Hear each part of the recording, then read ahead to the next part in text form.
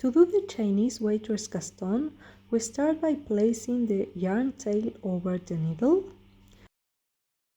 Don't make a slip knot because this won't count as a stitch and we'll unravel it after. Then take the right needle and place it under the left needle.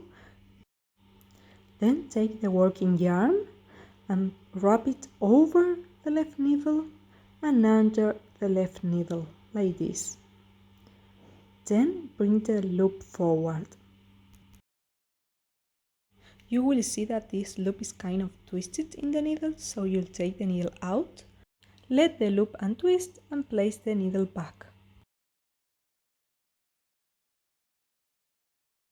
The right needle goes under the left needle again in this cross configuration, and the working yarn gets wrapped over the left needle and under the right needle, and we bring the loop to the front. There will be 2 loops on the right needle. So, to take care of that, you use your hands or maybe a crochet hook and pass that loop over the first stitch on the needle.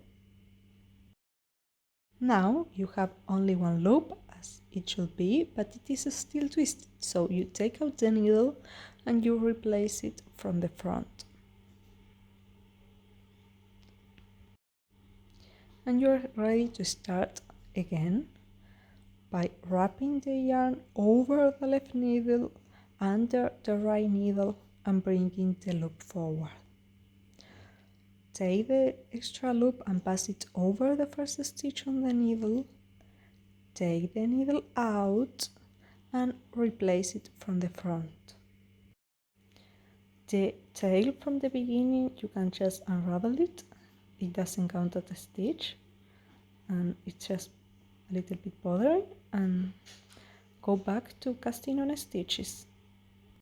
Wrap the yarn over the left needle, then under the right needle and bring the loop forward. Take the extra loop and pass it over the first stitch on the right needle. Take the needle out and place it back again. These motions are repeated throughout for all the stitches that you need to cast on.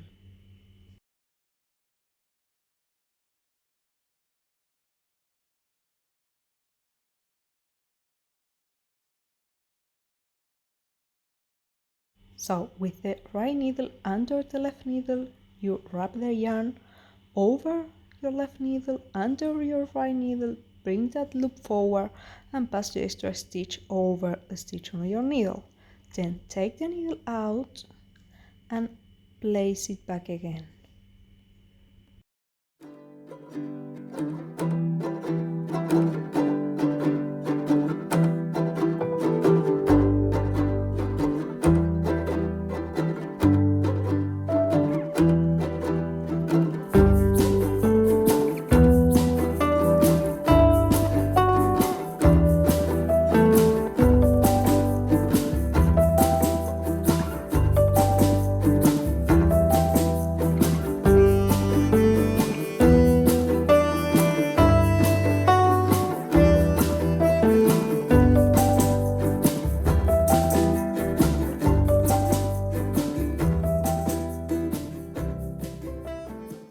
Once you've cast on as many stitches as you need, you will still have an extra loop on your right needle.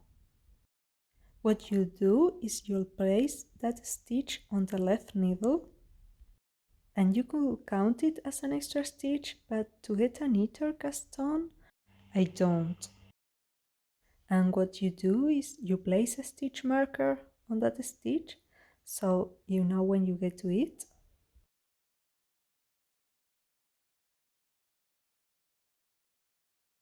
And when you come to it, you just make a decrease, a knit 2 together decrease, and so you're back to the original number of stitches.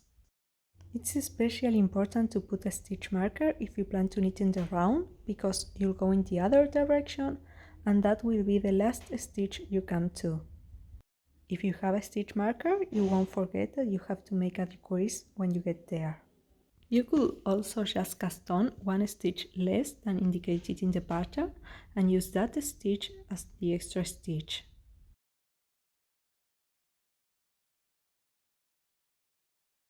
The Chinese white rice cast on is very decorative and very stretchy.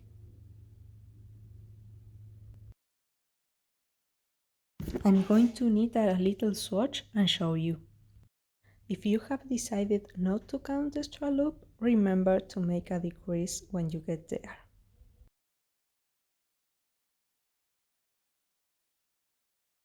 Okay, here it is that little swatch. I made a 1x1 elastic rib. And as you can see, this is a very thick and pretty cast on that's also very stretchy. It makes for a very nice and elastic edge.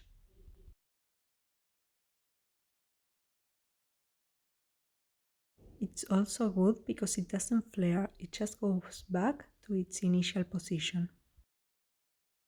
Another thing I like about it, besides how pretty it is that since it's so thick, it's very easy to check that it's not twisted when joining to knit in the round.